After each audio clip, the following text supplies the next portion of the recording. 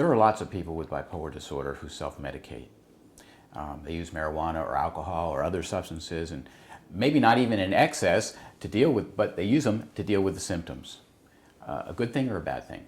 Oh, definitely a bad thing, though I can understand it. I drank, before my diagnosis, I drank every night sometimes. I was miserable, and even when the alcohol, which is depressant, made me cry, I would drink some more.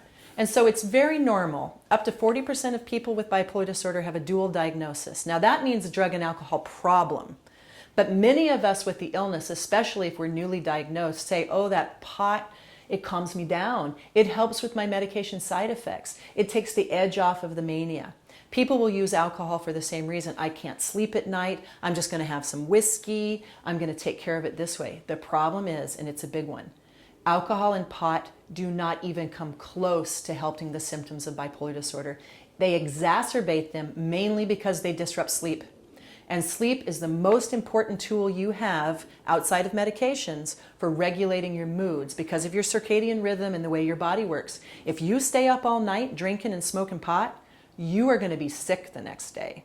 So if you're smoking pot or using alcohol to treat bipolar disorder, you're doing a disservice to yourself because it's going to make the illness worse. I understand the desire with all of my heart, but that's one thing if you can get help for, is deal with the fact that drugs and alcohol are not making you better. If you want to continue to smoke and drink, at least know that what you're doing is harming your illness. It's definitely harming your body.